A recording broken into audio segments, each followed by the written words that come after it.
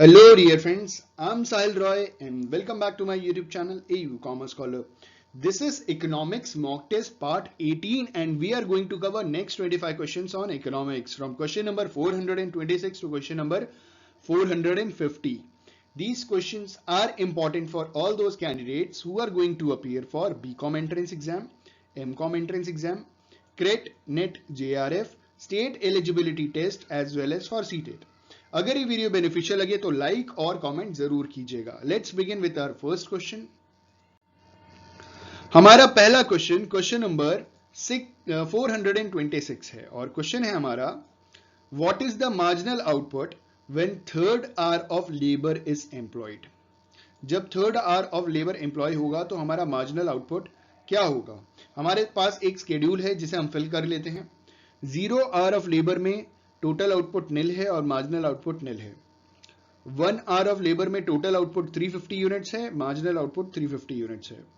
2 hours of labour में total output हमें पता लगाना है और मार्जिनल आउटपुट 230 यूनिट्स है। तो जब हम टोटल आउटपुट निकालेंगे तो इन दोनों को ऐड कर लेंगे तो हमारा आंसर आएगा 580 यूनिट्स। ठीक है, उसके बाद जब 3 आवर्स ऑफ लेबर काम करेंगे तो टोटल आउटपुट 670 है और मार्जिनल निकालना है। तो हम क्या करेंगे, 670 में 580 डिडक्ट कर देंगे तो हमारा मार्जिनल आ जाएगा 90 यूनिट्स। ठीक है, हमारा सवाल पूछा गया था, what is the marginal output when third hour of labour is employed. तो थर्ड आवर ऑफ लेबर जब एम्प्लॉय होगा तो मार्जिनल आउटपुट हमारा कितना हो जाएगा, 90 यूनिट्स। इस हिसाब से हमारा जो करेक्ट आंसर है वो है ऑप्शन ए, 90 यूनिट्स।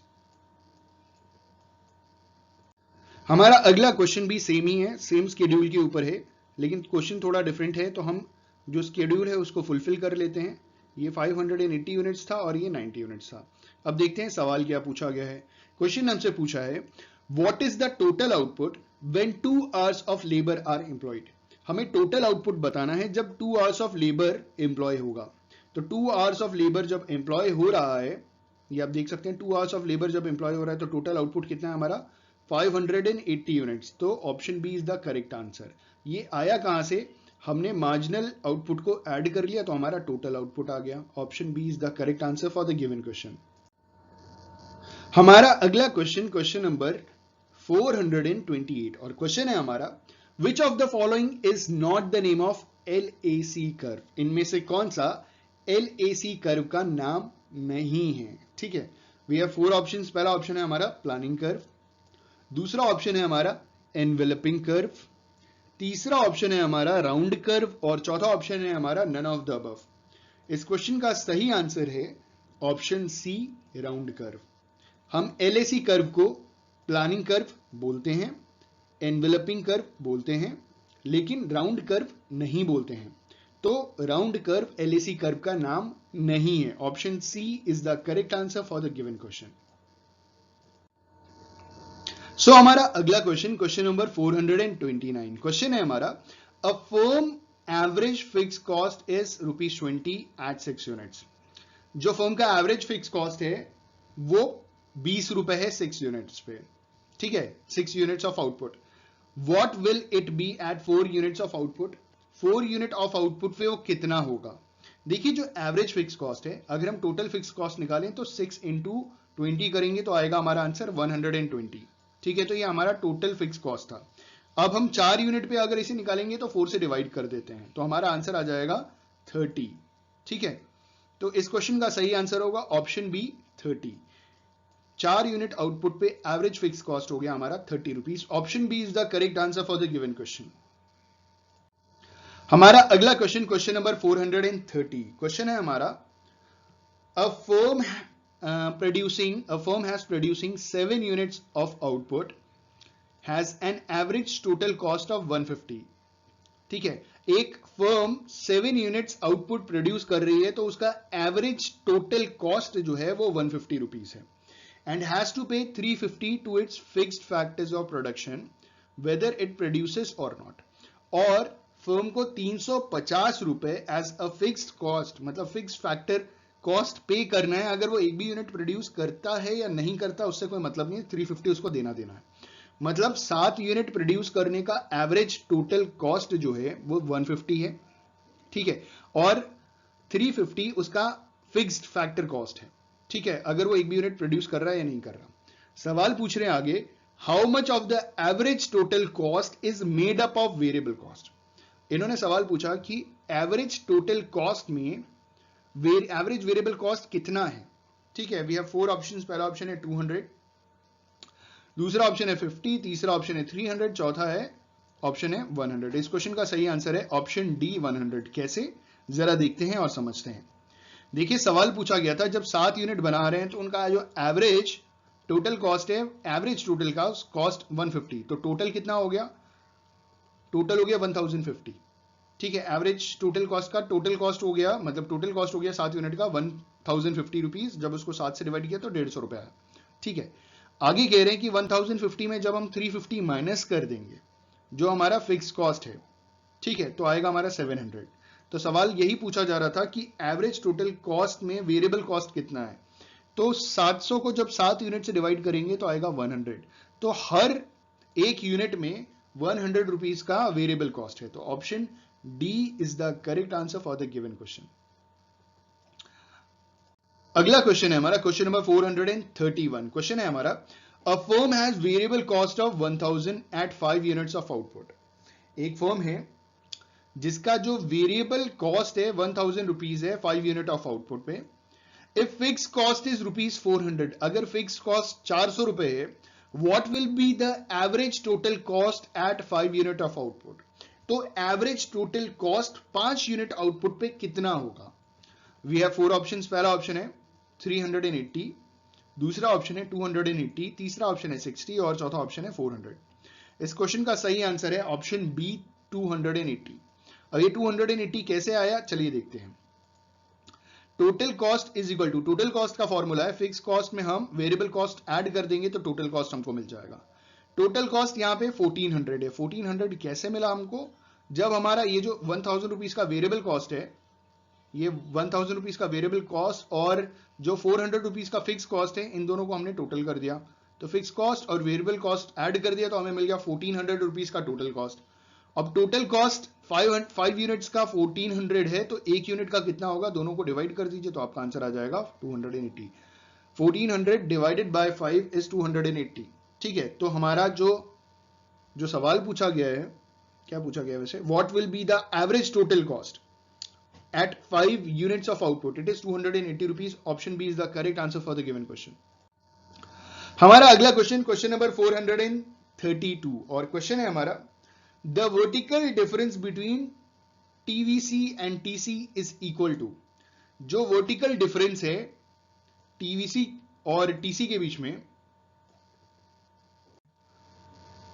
टोटल वेरिएबल कॉस्ट और टोटल कॉस्ट के बीच में, वो क्या है, मतलब जो डिफरेंस है, वर्टिकल डिफरेंस है, वो क्या है। वी हैव 4 ऑप्शंस, पहला ऑप्शन है मार्जिनल कॉस्ट, दूसरा ऑप्शन है एवरेज वेरिएबल कॉस्ट, तीसरा ऑप्शन है टोटल फिक्स कॉस्ट और चौथा ऑप्शन है नन ऑफ द अबव। तो इस क्वेश्चन का सही आंसर है option C total fix cost.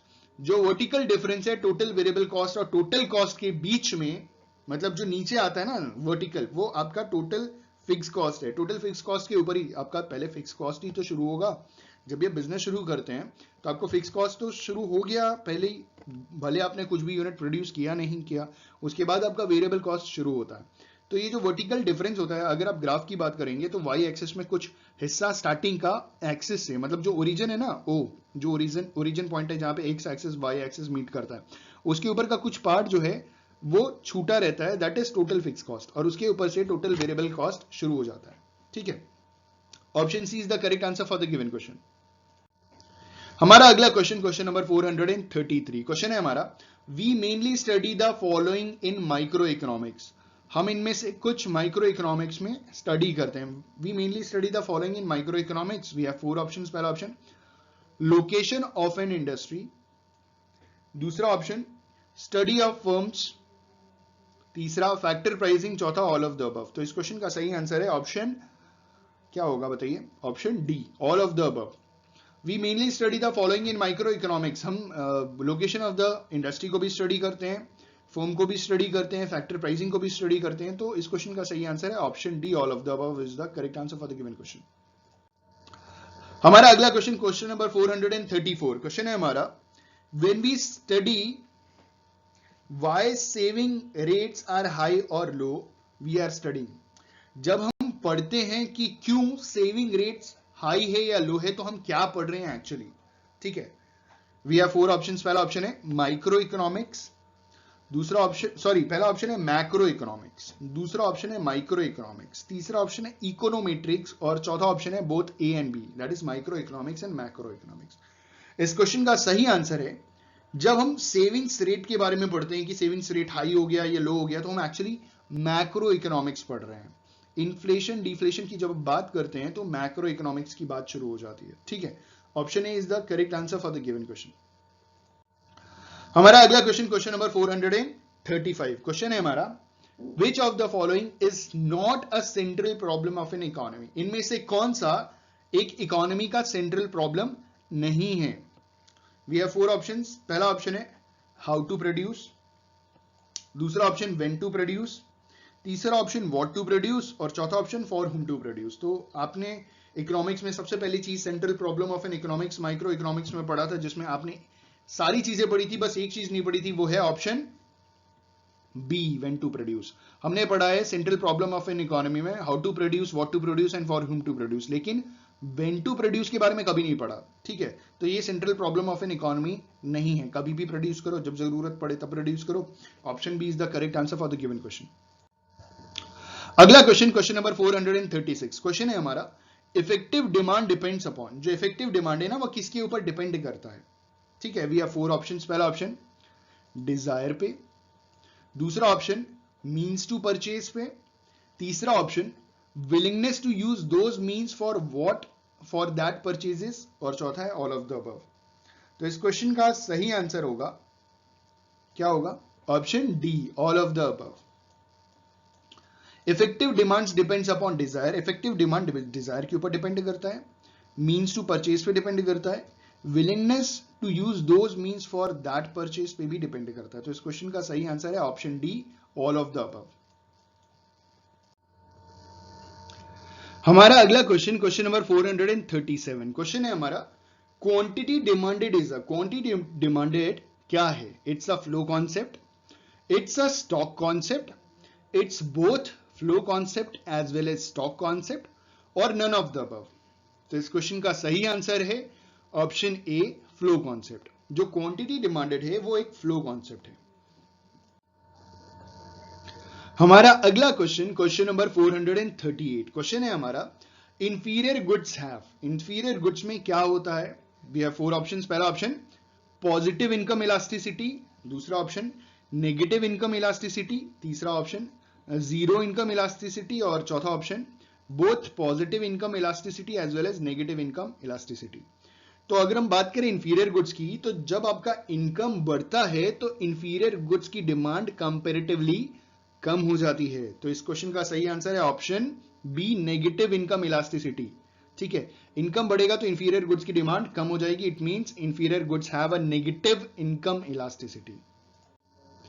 अगला क्वेश्चन, क्वेश्चन नंबर 439। क्वेश्चन है हमारा, if two goods are substitutes like tea and coffee then the cross elasticity is. जब दो गुड्स एक दूसरे की सब्स्टिट्यूट्स हैं जैसे टी और कॉफी, तो जो क्रॉस इलास्टिसिटी होगी वो क्या होगी? The cross elasticity will be negative, the cross elasticity will be zero, the cross elasticity should be positive और the cross elasticity should be less than 1। इस क्वेश्चन का सही आंसर है option C, the cross elasticity should be positive, ठीक है।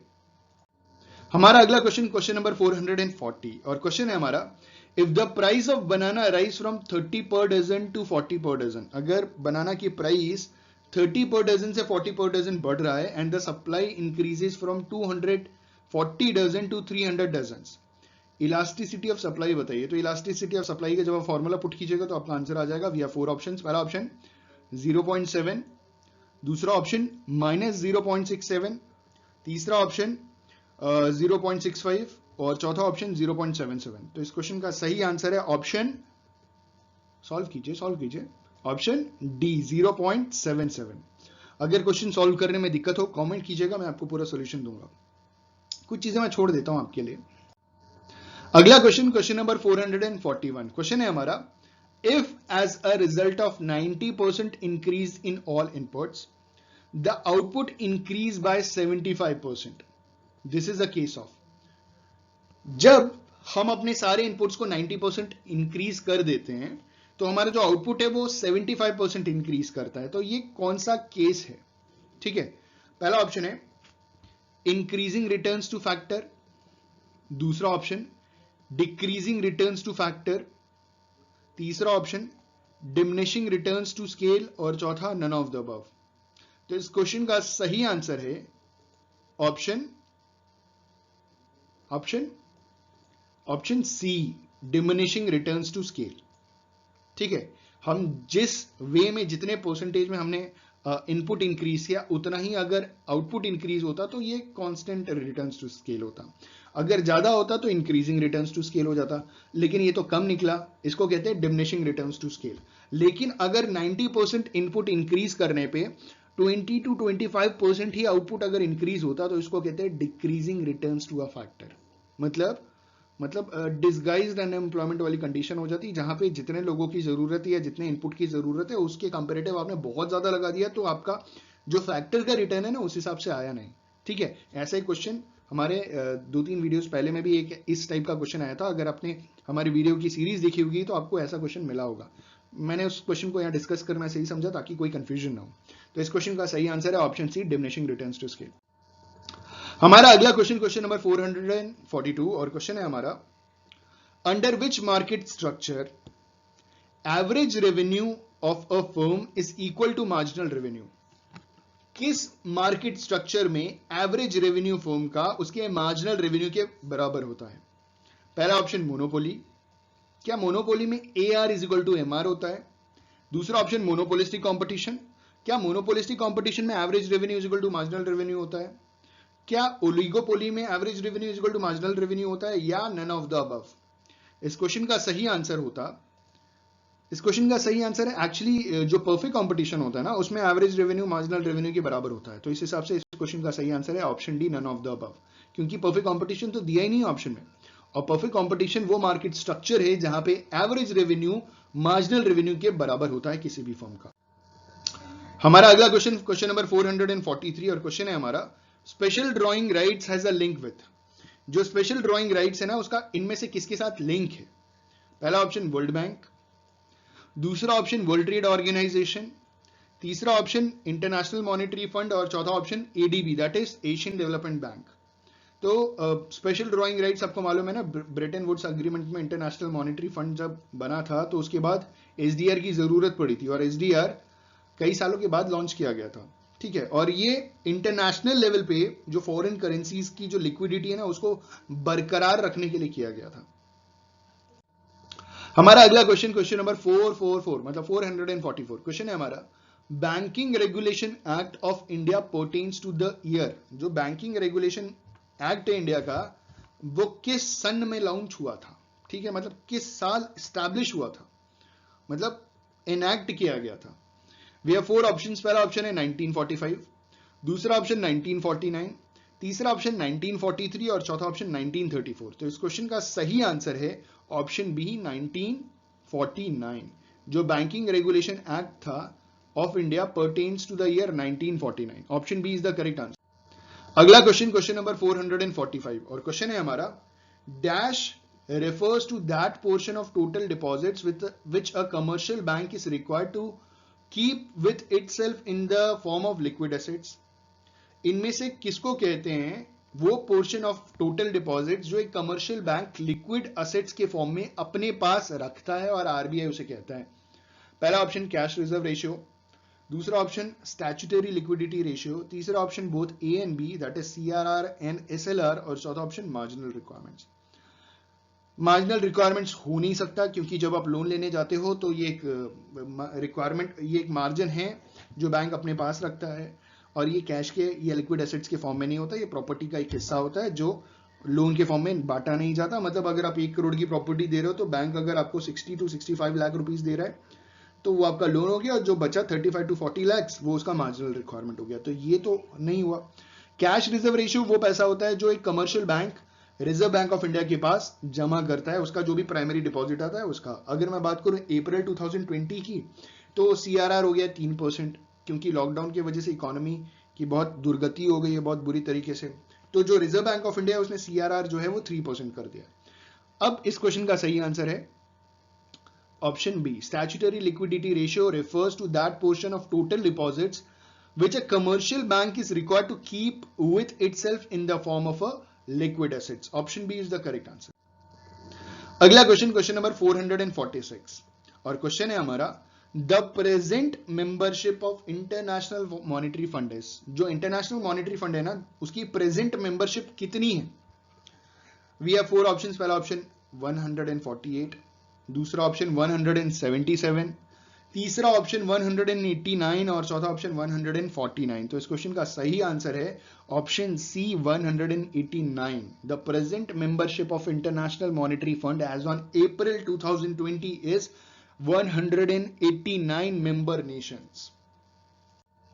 हमारा अगला question number 447 है और क्वेश्चन है हमारा the world trade organisation came into existence on. जो वर्ल्ड ट्रेड ऑर्गेनाइजेशन है वो एग्जिस्टेंस में कब आया? ठीक है, वी हैव 4 डेट्स, 4 दिनांक दिए हुए हैं हमें और हमें बताना है कि किस डेट को वर्ल्ड ट्रेड ऑर्गेनाइजेशन आया, अस्तित्व में आया। ठीक है, पहला ऑप्शन है 1 जनवरी 1995, दूसरा ऑप्शन है 1 जनवरी 1991, तीसरा ऑप्शन है 1 जनवरी 2001 और चौथा ऑप्शन है 1 जनवरी 1996।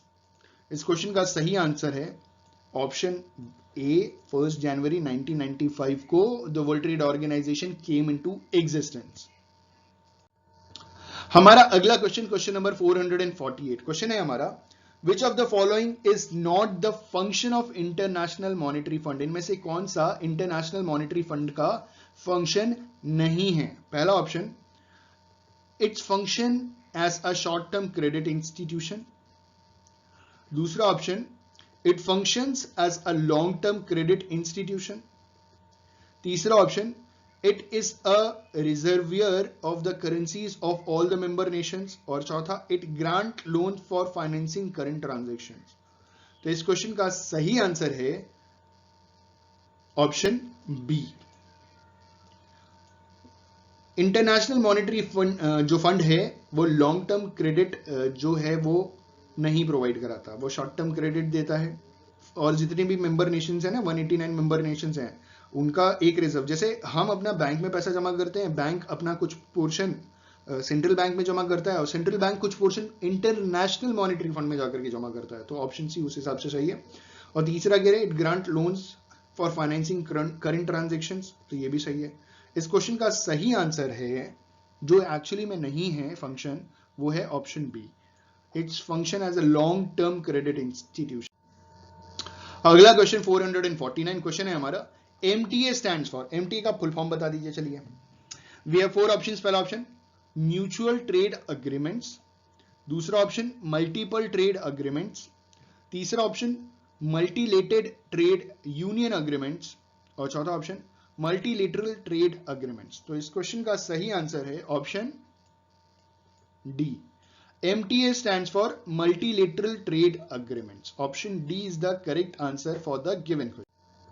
हमारा आखिरी क्वेश्चन नंबर 450 और क्वेश्चन है हमारा the predecessor of world trade organisation was. जो वर्ल्ड ट्रेड ऑर्गेनाइजेशन है ना उसका प्रेडेसेसर कौन था? ठीक है, वी हैव 4। देखिए वर्ल्ड ट्रेड ऑर्गेनाइजेशन तो बाद में जाकर के नाम चेंज हुआ था ना 1 जनवरी 1995 को। अभी 2-4 क्वेश्चन पहले ये क्वेश्चन आया था कि वर्ल्ड ट्रेड ऑर्गेनाइजेशन किस डेट को स्टैब्लिश हुआ था। उसका एक्चुअली में पहले वो कुछ और था लेकिन उसका नाम चेंज हो गया था और जब नाम चेंज हुआ तो 1 जनवरी 1995 को वो एग्जिस्टेंस में आया।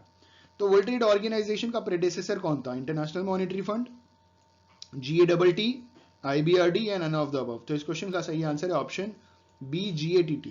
GATT स्टैब्लिश हुआ था पहले और वो सही हिसाब से फंक्शन नहीं कर पाया तो उसके कुछ पावर्स को चेंज किया गया, उसके वर्किंग्स को चेंज किया गया, उसके नाम को चेंज किया गया और वर्ल्ड ट्रेड ऑर्गेनाइजेशन एग्जिस्टेंस में आया 1 जनवरी 1995। I just hope and believe कि ये 25 क्वेश्चंस बहुत बेनिफिशियल होंगे आपके लिए। अगर वीडियो पसंद है तो लाइक शेयर कमेंट करना ना भूलें। Thank you so much and have a good day. All the best for your examinations.